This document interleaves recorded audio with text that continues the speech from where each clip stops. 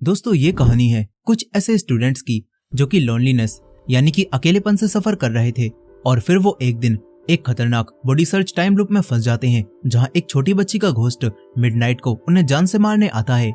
अब कैसे ये सभी इस टाइम लूप से बाहर निकलेंगे और आगे इन सभी के साथ क्या होगा, चलिए जानते हैं इस कहानी में। दोस्तों ये मूवी आपको जरूर पसंद आएगी, तो इस वीडियो को एंड तक जरूर देखिएगा। तो कहानी की शुरुआत होती है सन 1988 से, जहां पर हम एक छोटी बच्ची मीको को जंगल में किसी से बचकर भागता हुआ देखते हैं। यहाँ मीको भागते भागते अपने घर में आ जाती है और एक रूम में खुद को लॉक कर लेती है, लेकिन तभी एक अननोन पर्सन खिड़की तोड़कर इसी रूम में आता है और मीको को एक कुल्हाड़ी से मारने लगता है। तभी मीको का खून उसकी डॉल पर भी लग जाता है। अब इसके बाद हमें कुछ न्यूज दिखाई जाती है जिनसे पता चलता है कि काफी सारे बच्चे लापता होने लगे हैं। साथ ही यहाँ पर एक आदमी इन सभी को बताता है कि ये सब कुछ एक स्पिरिट कर रही है जो कि अपने बॉडी पार्ट्स के बदले में दूसरे बच्चों को मार रही है। साथ ही यहाँ पर हमें पता चलता है कि ये सब एक बॉडी सर्च की वजह से हो रहा है और ये तब तक नहीं रुकने वाला जब तक उस स्पिरिट के सारे बॉडी पार्ट्स ना मिल जाएं। अब इसके बाद कहानी 5 जुलाई सन 2022 में आती है, जहाँ पर हम आसुका नाम की एक लड़की को देखते हैं जो हर रोज की तरह उठकर अपने स्कूल जाने के लिए तैयार होने लगती है। तभी आसुका की मॉम उसका लंच पैक करके उसे देती हैं और कहती हैं कि तुम इसे अपने दोस्तों के साथ शेयर करके खाना। इसके बाद आसुका अपने स्कूल जाने लगती है। तभी रास्ते में कुछ बच्चे उसके बारे में बात करते हैं और आसुका को लूजर बोलने लगते हैं। यहाँ हमें पता चलता है कि पूरे स्कूल में आसुका का कोई भी दोस्त नहीं है और सभी लोग उसे इग्नोर करते हैं। अब इसके बाद हम ताकाहिरो नाम के एक लड़के को भी देखते हैं जो अपने दोस्तों के साथ मस्ती करते हुए स्कूल जा रहा था कि तभी वो गलती से आसुका से टकरा जाता है और आसुका का बैग नीचे गिर जाता है। ये देखकर ताकाहिरो उसका बैग उठाने जाने लगता है, लेकिन तभी उसके दोस्त उसे यहाँ से ले जाते हैं। इसके बाद आसुका फिर से आगे बढ़ने लगती है। तभी उसकी नजर एक कैट पर जाती है जो कि एक जाल पर बैठी हुई थी। आसुका उसे देखने के बाद दोबारा आगे बढ़ती है और तभी उस कैट का बस के नीचे आकर एक्सीडेंट हो जाता है और वो वहीं मर जाती है। ये देखकर आसुका और बाकी सभी बच्चों को काफी बुरा लगता है। अब इसके बाद आसुका स्कूल के अंदर आ जाती है। यहाँ ताकाहिरो से शूज उतारते समय उसका बैज नीचे गिर जाता है। आसुका ये देखकर बैज उठाने वाली थी, लेकिन तभी एक लड़की बैज को उठाकर ताकाहिरो को वापस कर देती है। अब इसके बाद आसुका क्लास में आती है, जहाँ पर एक लड़की सभी स्टूडेंट्स को बताती है कि फेस्टिवल की मनी किसी ने चुरा ली है। अब तभी कुछ बच्चे सोता नाम के एक लड़के के ऊपर इल्जाम लगाते हैं और उसकी डेस्क को चेक करने लगते हैं और वहीं से वो पैसे निकलते हैं। ये देखकर वो सभी लोग सोता को चोर बोलने लगते हैं, लेकिन असल में सोता ने ऐसा कुछ भी नहीं किया था और वो सभी लोग सोता के साथ ये सब कुछ इसीलिए कर रहे थे क्योंकि वो भी आसुका की तरह ही बिल्कुल आउटकास्ट है और उसका भी कोई भी दोस्त नहीं है। अब तभी यहाँ पर ताकाहिरो और क्लास की प्रेसिडेंट रिए आ जाते हैं और रिए कहती है कि पैसों को संभालना मेरी जिम्मेदारी थी, इसीलिए सोता की इसमें कोई भी गलती नहीं है।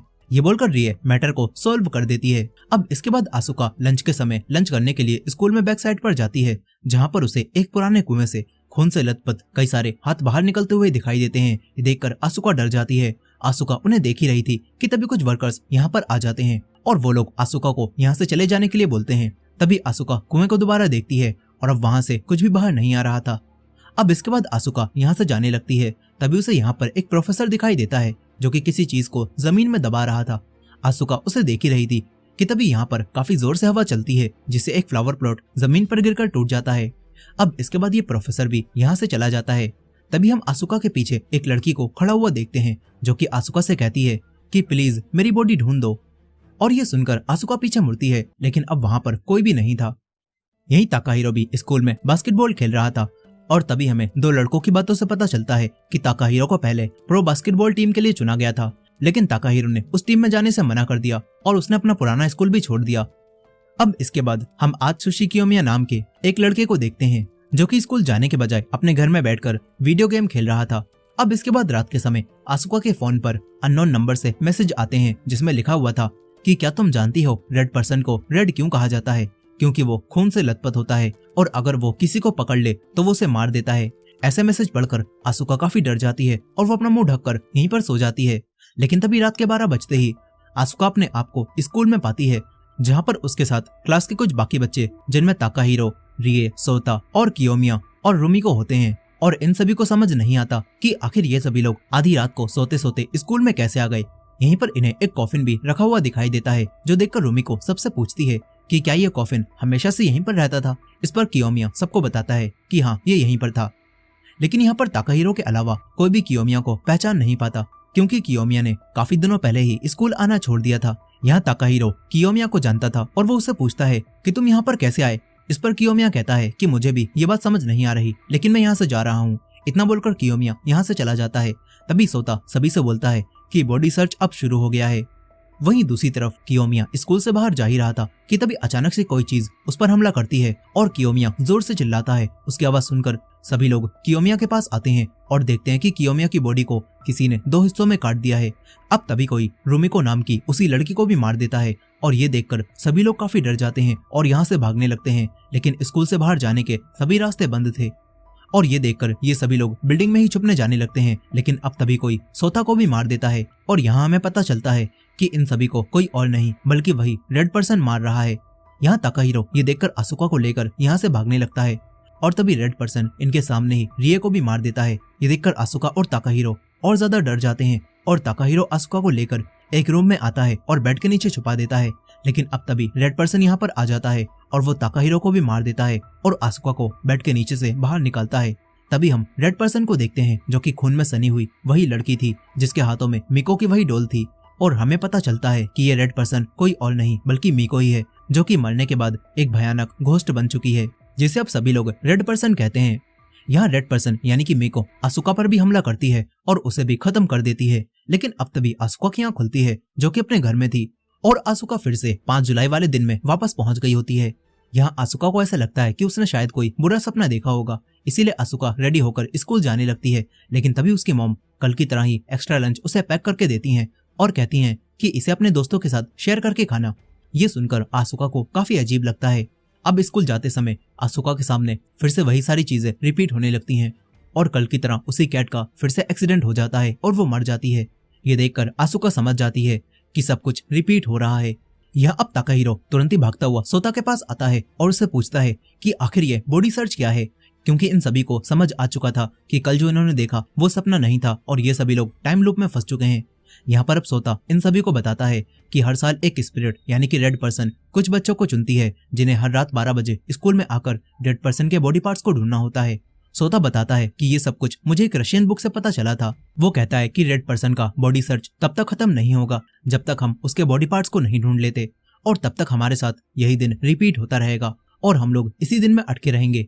यहाँ पर ये सभी लोग बातें कर ही रहे थे कि तभी एक प्रोफेसर यहाँ पर आता है जो कि इनकी बातों को सुनकर यहाँ से वापस लौट जाता है और वो आसुका और बाकी स्टूडेंट्स को काफी अजीब लगता है। तभी रुमिको कहती है कि आखिर ये आदमी कौन है। इस पर आसुका इन्हें बताती है कि ये हमारा लाइब्रेरियन याशिरो है। इसके बाद फिर से मिडनाइट होते ही ये सभी लोग दोबारा से स्कूल में पहुंच जाते हैं जहाँ पर ताकाहिरो अब सभी से कहता है कि हमें शायद रेड पर्सन के बॉडी पार्ट्स को ढूंढकर इस कॉफिन में रखना होगा और इसके अलावा इस सब से बचने का हमारे पास कोई भी ऑप्शन नहीं है। लेकिन कियोमिया इन सभी लोगों की मदद करने से साफ मना कर देता है और ये सभी लोग अब कियोमिया के बिना ही बॉडी पार्ट्स को ढूंढना शुरू कर देते हैं। यही आसुका भी अकेले एक अंधेरे कमरे में बॉडी पार्ट्स को ढूंढने लगती है। लेकिन तभी ताकाहिरो यहाँ पर आ जाता है और वो बताता है कि मैं सभी रूम्स की लाइट्स को ऑन कर रहा हूँ ताकि वो रेड पर्सन हमें आसानी से ना ढूंढ पाए। यहाँ पर अब ये दोनों बॉडी पार्ट्स को ढूंढने लगते हैं कि तभी आसुका की नजर एक और बंद रूम में जाती है और वो ताकाहिरो को वहां भी चेक करने के लिए कहती है। फिर ये दोनों इस रूम में आते हैं जहाँ पर इन्हें एक पॉट के अंदर एक कटा हुआ हाथ दिखाई देता है। लेकिन अब तभी रेड पर्सन इनके पास आने लगती है और ये देखकर ताकाहिरो आसुका को हाथ लेकर भागने के लिए बोलता है और खुद रेड पर्सन के सामने जाकर उससे लड़ने लगता है। लेकिन तभी रेड पर्सन ताकाहिरो को पकड़कर उसे मार देती है और ये सब जानकर सोता एक लॉकर में छुपकर बचने की कोशिश करता है। लेकिन रेड पर्सन किसी तरह से उसे भी खत्म कर देती है।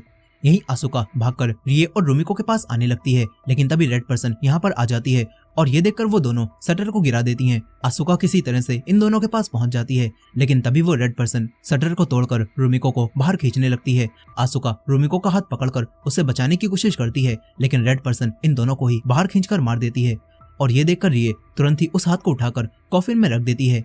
लेकिन इसके बाद रेड पर्सन उसे भी मार देती है और ये सभी लोग फिर से इसी दिन में पहुंच जाते हैं।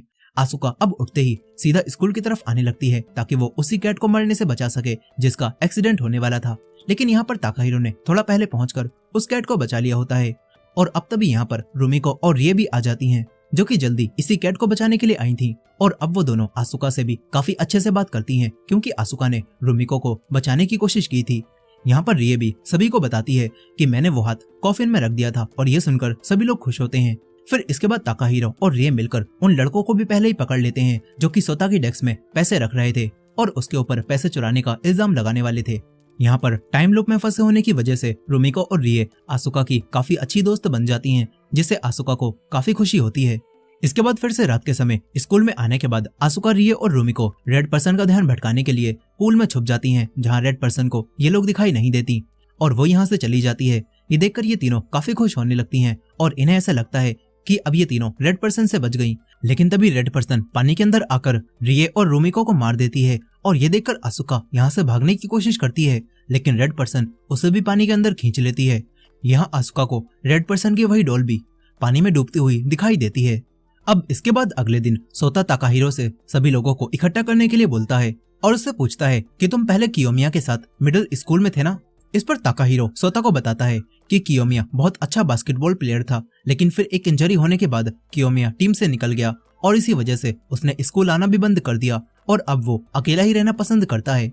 अब इसके बाद सोता सभी लोगों को बताता है कि मैंने बॉडी सर्च को काफी पढ़ा और अब मुझे पता चला है कि बॉडी सर्च 30 साल पहले हुए मीको नाम की लड़की के मर्डर से जुड़ा है, जिसकी बॉडी पुलिस को नहीं मिली थी और मीको के मर्डरर ने उसकी बॉडी के पार्ट्स को इसी स्कूल में छुपाया था।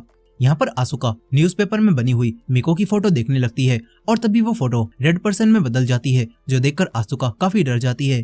तभी ताकाहिरो आसुका को उसके नाम से बुला लेता है और ये देखकर सोता ताकाहिरो से कहता है कि तुमने पहली बार आसुका को उसके नाम से बुलाया, यानी कि तुम दोनों तो काफी क्लोज आ रहे हो। लेकिन ताकाहिरो इन्हें बताता है कि मैं आसुका को बचपन से जानता हूँ, हम दोनों किंडरगार्टन में एक साथ जाते थे। यहाँ ताकाहिरो सभी को आसुका और अपनी बचपन की एक स्टोरी बताने लगता है, लेकिन तभी आसुका उसके मुंह पर हाथ रखकर उसे चुप करा देती है और आसुका को ऐसा करते देख सब समझ जाते हैं कि ये दोनों तो अब काफी करीब आ रहे हैं। अब तभी याशिरो यहाँ पर आता है और इन्हें अजीब तरह से देखकर धीरे धीरे बात करने के लिए बोलता है। अब इसके बाद सोता इन सभी लोगों को स्कूल का मैप दिखाता है और अब ये सभी लोग प्लान बनाने लगते हैं कि ये लोग किस तरह से रेड पर्सन का ध्यान भटकाते हुए बॉडी पार्ट्स को ढूंढेंगे। इसके बाद रात के समय ये सभी लोग स्कूल में तेज आवाज से म्यूजिक बजा देते हैं ताकि रेड पर्सन इनकी आवाजों को न सुन पाए और ये सभी लोग पूरे स्कूल की लाइट्स को भी ऑन करके अलग अलग जगह पर फैल जाते हैं और बॉडी पार्ट्स को ढूंढने लगते हैं। लेकिन यहाँ पर कियोमिया अब भी इनके प्लान में शामिल नहीं होता और वो सबसे दूर ही रहता है। यहाँ इन सभी लोगों का ये प्लान काम करता है और ये सभी लोग काफी जल्दी बॉडी पार्ट्स को ढूंढने लगते हैं और कॉफिन में रखते जाते हैं। यहाँ पर रेड पर्सन इन्हें मारती भी है, लेकिन लूप में फंसे होने की वजह से ये लोग हर रोज एक नई चीज करते हैं और इस तरह मिलकर काम करके ये लोग रेड पर्सन के बॉडी पार्ट्स को ढूंढने लगते हैं। लेकिन अब तभी एक रात इन्हें रेड पर्सन का लेफ्ट पैर मिलता है, मगर रेड पर्सन के हमले से ताकाहिरो की हालत काफी खराब हो चुकी थी और वो कॉफिन तक नहीं पहुंच पाता। वो मदद के लिए अपने साथियों को यहाँ पर बुलाने की कोशिश करता है, मगर उसके सभी साथी पहले ही मारे जा चुके थे और ये देखकर ताकाहिरो को लगता है कि वो आज तो ये पैर कॉफिन में नहीं पहुंचा पाएगा। लेकिन अब तभी कियोमिया ताकाहिरो के पास आ जाता है, जो कि अब तक तो इनका साथ नहीं दे रहा था, लेकिन अब कियोमिया ताकाहिरो को मुसीबत में देखकर उसका साथ देने का फैसला करता है और वो कटा हुआ पैर लेकर यहाँ से भागने लगता है और कॉफिन के पास आ जाता है और उसे कॉफिन में रख देता है और अब बॉडी सर्च में बस रेड पर्सन का हेड ही ढूंढने के लिए बचा था। अब इसके बाद अगले दिन ये सभी लोग पिकनिक मनाने के लिए एक बीच पर भी जाते हैं, जहाँ पर ये सभी लोग काफी मजे करते हैं और ये सभी काफी खुश थे। तभी आसुका भी ताकाहिरो को बताती है कि किसी ने मेरे बारे में फेक रूमर फैला दी थी, जिसके बाद से जब मैं स्कूल में गई तो मुझसे किसी ने भी बात नहीं की और मुझे ऐसा लगने लगा था कि अब मैं हमेशा अकेली ही रहूंगी। ये सारी बातें सुनने के बाद ताकाहिरो को भी आसुका के लिए काफी बुरा लगता है और वो उसे सॉरी भी बोलता है, क्योंकि वो आसुका को जानता था, लेकिन उसने भी सभी की तरह आसुका को इग्नोर कर दिया। अब इसके बाद बीच पर कुछ लड़के रिए, आसुका और रुमिको को छेड़ने लगते हैं और वो सोता को मारते भी हैं। ये देखकर कियोमिया और ताकाहिरो को गुस्सा आ जाता है और ये सभी लोग मिलकर उन लड़कों को पीटने लगते हैं और यहाँ से भाग जाते हैं। इस सब में इन्हें काफी मजा भी आता है। अब इसके बाद ये सभी लोग मीको के उसी पुराने घर में आते हैं जहाँ पर वो मरी थी, क्योंकि इन्हें स्कूल में काफी ढूंढने के बाद भी रेड पर्सन यानी कि मीको का हेड नहीं मिल रहा था। इसीलिए अब ये सभी लोग मीको के घर में आकर उसके घर को चेक करने लगते हैं। यहाँ इन्हें मीको की फैमिली फोटो भी मिलती है, जिसमें मीको की डॉल भी थी और ये देखकर ताकाहिरो सभी को बताता है कि ऐसी डॉल तो रेड पर्सन के पास भी है। तभी इन्हें यहाँ पर मीको की बनाई हुई एक ड्राइंग भी दिखती है, जिसमें मीको ने उसी डॉल को बनाया था और उसका नाम एमिली लिखा होता है। ये देखकर सभी लोग समझ जाते हैं कि मीको का कोई भी दोस्त नहीं था और उसकी एक लौती दोस्त यही डॉल थी, जिसका नाम एमिली था। यह अब ताकाहिरो को इस घर में एक डोर भी दिखाई देता है, जो कि पूरी तरह से लकड़ियों से सील था, मगर ताकाहिरो और कियोमिया मिलकर सभी लकड़ियों को हटा देते हैं और तभी इन्हें यहाँ पर एमिली रखी हुई दिखाई देती है। अब तभी इनके पीछे कोई आता है और ये लोग पीछे देखने लगते हैं और जैसे ही ये लोग एमिली को देखते हैं तो अब एमिली अपनी जगह से गायब हो चुकी थी। ये देखकर सभी लोग काफी डर जाते हैं और तुरंत ही यहाँ से भाग जाते हैं। इसके बाद मिडनाइट होने पर ये सभी लोग फिर से स्कूल में आ जाते हैं, लेकिन अब किसी को भी पूरे स्कूल में ढूंढने पर रेड पर्सन दिखाई नहीं देती। और अब तभी इनकी नजर एक जगह पर जाती है जहाँ पर रेड पर्सन अचानक से एमिली में मर्ज होकर एक बहुत बड़ी मॉन्स्टर टाइप डॉल बन जाती है, जो देखकर ये सभी लोग यहाँ से भागने लगते हैं। तभी कियोमिया एक बार फिर से कट के मर जाता है। यहीं ताकाहिरो आसुका और रिए के साथ एक रूम में आकर छुपने की कोशिश करता है, लेकिन अब तभी एमिली, जो कि रेड पर्सन के साथ मर्ज होने के बाद मॉन्स्टर बन चुकी थी, वो यहाँ आकर ताकाहिरो को भी पकड़ लेती है और अपना मुंह खोलकर ताकाहिरो को खाने वाली होती है। मगर तभी ताकाहिरो एमिली के मुंह में जलती हुई लकड़ी घुसा देता है और एमिली ताकाहिरो को खत्म कर देती है। इसके बाद एमिली रिए के पास भी आती है और उसे मारकर खा जाती है। ये देखकर आसुका काफी डर जाती है और यहाँ से भागने लगती है, मगर एमिली उसे पकड़ने उसकी तरफ आने लगती है और इस वजह से आसुका बिल्डिंग से नीचे गिरकर मर जाती है। अब इसके बाद अगले दिन उठकर आसुका फिर से स्कूल की तरफ भागने लगती है और इस बार वो कैट समय से पहले ही बस के नीचे आकर मर जाती है। इसके बाद सभी लोग क्लास में आते हैं और यहाँ पर किसी को भी अब रिए दिखाई नहीं देती और ना ही रिए का नाम स्टूडेंट लिस्ट में होता है। यहाँ ताकाहिरो क्लास के सभी बच्चों से रिए के बारे में पूछता है, मगर अब क्लास में कोई भी बच्चा नहीं जानता था कि रिए कौन है और ये देखकर सभी लोग काफी हैरान होते हैं। तभी आसुका इन सभी को बताती है कि कल रात को एमिली ने रिए को खा लिया था और ये बात सुनकर सोता सबसे कहता है कि शायद एमिली ने रिए को खाया है और इसी वजह से रिए का वजूद इस दुनिया से ही खत्म हो गया है, यानी कि अब हमारे अलावा ये कोई भी नहीं जानता कि रिए नाम की कोई लड़की भी एग्जिस्ट करती थी। और इसका मतलब ये भी है कि अगर उस मॉन्स्टर ने हम में से किसी और को खा लिया तो उसका भी रिए की तरह ही वजूद ही मिट जाएगा। ये सब जानकर सभी लोगों को काफी ज्यादा दुख होता है। अब तभी आसुका सीधे याशिरो के पास आती है क्योंकि उसे शक होता है कि याशिरो बॉडी सर्च के बारे में कुछ तो जानता है। इसीलिए अब आसुका याशिरो से पूछती है कि तुम बॉडी सर्च के बारे में जानते हो ना। इस पर याशिरो मना करने लगता है, पर आसुका कहती है कि हम जब भी बॉडी सर्च के बारे में कुछ बात करते हैं तब तुम हमें बड़े ही ध्यान से सुनते हो। यहाँ पर आसुका याशिरो को टाइम लूप का सच बताने के लिए फ्लावर पॉट को ठीक टाइम पर गिरने से बचा लेती है। और ये सब देखकर अब याशिरो आसुका को बॉडी सर्च के बारे में बताता है और कहता है कि कुछ समय पहले मैं भी इसी बॉडी सर्च का हिस्सा था और मेरे कुछ दोस्त भी इसका हिस्सा थे, लेकिन बॉडी सर्च पूरा होने के बाद हमें कुछ भी याद नहीं रहा क्योंकि बॉडी सर्च पूरा होने के बाद चुने गए लोगों की बॉडी सर्च से जुड़ी हुई सारी यादें डिलीट हो जाती हैं और इसीलिए मुझे भी इस सब के बारे में कुछ भी याद नहीं है। ये सुनकर आसुका समझ जाती है कि बॉडी सर्च पूरा होने के बाद उसके ये सारे फ्रेंड्स उसे भूल जाएंगे और वो फिर से अकेली हो जाएगी। अब इसके बाद आसुका ताकाहिरो से भी इस सब के बारे में बात करती है और उसे बताती है कि बॉडी सर्च पूरा होने के बाद हमारी मेमोरीज डिलीट हो जाएंगी और हम सभी लोग एक दूसरे को भूल जाएंगे। ये सुनकर ताकाहिरो आसुका को गले लगाता है और उसे अपना बैच भी देता है और कहता है कि मैं तुम्हें कभी भी नहीं भूलूंगा। अब इसके बाद रात होने पर आसुका सभी से कहती है कि मुझे लगता है रेड पर्सन का सर उसी डोल के अंदर मौजूद है, क्योंकि मैंने उसे उस दिन पानी में सर की तरफ से ही डूबता हुआ देखा था और ऐसा लग रहा था जैसे एमिली के सर के अंदर कुछ तो रखा हो। ये सुनकर अब ताकाहिरो और बाकी सभी लोग समझ जाते हैं कि उन्हें एमिली को मारकर ही रेड पर्सन का सर मिल पाएगा।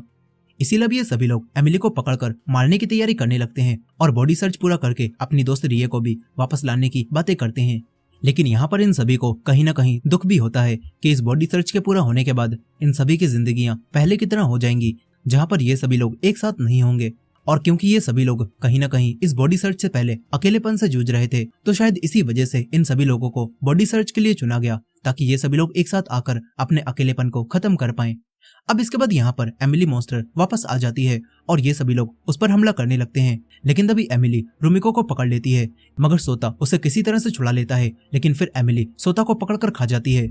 इसके बाद अब ये सभी लोग किसी तरह से एमिली के ऊपर चिपकने वाला केमिकल डालकर उसे फ्लोर से चिपका देते हैं और फिर उसे चैन से बांधने लगते हैं। लेकिन अब तभी एमिली आसुका को पकड़ लेती है और ये देखकर रुमिको चैन से उठाकर एमिली का हाथ ही काट देती है और आसुका को बचा लेती है, मगर अब एमिली अपने दूसरे हाथ से रुमिको को पकड़कर उसे खा जाती है। इसके बाद ये सभी लोग मशीन से एमिली की चैन को टाइट करने लगते हैं ताकि वो ना हिल पाए, लेकिन अब तभी एमिली के हमले से यहाँ एक शॉर्ट सर्किट होता है और वो मशीन रुक जाती है। तभी आसुका किसी तरह से वायर को वापस जोड़कर मशीन को चालू कर देती है, मगर अब इतनी देर में एमिली कियोमिया पर भी हमला करके उसे भी मार देती है और ये देखकर ताकाहिरो एमिली के सर के ऊपर चैनसो मारता है, जिसे अब एमिली का सर कटता है और रेड पर्सन यानी कि मिको का कटा हुआ सर बाहर आ जाता है, जो लेकर ताकाहिरो और आसुका तुरंत ही उसे कॉफिन में रखने के लिए आने लगते हैं। लेकिन एमिली, जो कि अभी नहीं मरी थी, वो भी इनके पीछे आ जाती है और ये देखकर ताकाहिरो आसुका को मिको का सर देता है और उसे कॉफिन में रखने के लिए बोलता है और खुद एमिली से फाइट करने लगता है। वो काफी सारा सामान एमिली और अपने ऊपर गिरा लेता है। ये देखकर आसुका को काफी बुरा लगता है, लेकिन अब तभी एमिली ताकाहिरो को मार देती है और वो आसुका को भी कॉफिन के पास जाने से रोकने लगती है। तभी आसुका के हाथ से ताकाहिरो का दिया हुआ वही बैच गिर जाता है और आसुका जल्दी से बैच को उठाती है और एमिली पर हमला करने लगती है। अब तभी ये चैपल भी टूटने लगता है और एक बड़ा सा क्रॉस एमिली के ऊपर आकर गिरता है, जिससे एमिली का काम तमाम हो जाता है। और फिर आसुका मिको के सर को कॉफिन में रख देती है और इस तरह मिको की बॉडी पूरी हो जाती है। अब इसके बाद आसुका की आंख खुलती है, जो कि अपने घर में थी, और आखिरकार आसुका अगले दिन में आ चुकी थी, जहां पर आज तारीख 6 जुलाई होती है। यानी कि आसुका का टाइम लूप खत्म हो गया और वो उससे बाहर आ चुकी है। मगर यहाँ पर आसुका को भी बॉडी सर्च के बारे में कुछ भी याद नहीं होता और वो भी सब कुछ भूल चुकी थी। यहीं आसुका को न्यूज से पता चलता है कि कंस्ट्रक्शन के दौरान उनके स्कूल के पास ही एक लड़की मिको की डेड बॉडी मिली है, जो कि काफी समय पहले गायब हो गई थी। अब इसके बाद आसुका स्कूल में आती है, जहाँ पर सब कुछ पहले की तरह ही हो चुका था। यहाँ अब बच्चों ने दोबारा से सोता को बुली करना शुरू कर दिया था और ताकाहिरो भी आसुका को भूल चुका था। लेकिन आज एक चीज अलग होती है। यहाँ पर कियोमिया भी आज स्कूल आ गया होता है और इसके बाद जब क्लास में एक कमेटी मेंबर्स को चुना जाता है तो इसमें आसुका, ताकाहिरो, रिए सोता, रुमिको और कियोमिया के नाम आते हैं और इस तरह ये सभी लोग एक टीम में आ जाते हैं और मीटिंग के लिए जाने लगते हैं। तभी आसुका की जेब से वही बैच गिरता है जो कि ताकाहिरो ने उसे दिया था। यहाँ ताकाहिरो उस बैच को देखता है और उसे आसुका और बॉडी सर्च के बारे में सब कुछ वापस याद आ जाता है। इसके बाद वो आसुका को भी सब कुछ बताने लगता है और ये देखकर आसुका भी मुस्कुराती है और इसी मुस्कान के साथ ये कहानी यहीं पर खत्म हो जाती है। दोस्तों, ये मूवी आपको कैसी लगी कमेंट करके जरूर बताइएगा और ये वीडियो पसंद आई हो तो वीडियो को लाइक करके हमारे चैनल को भी सब्सक्राइब करना मत भूलिएगा। मिलते हैं नेक्स्ट वीडियो में।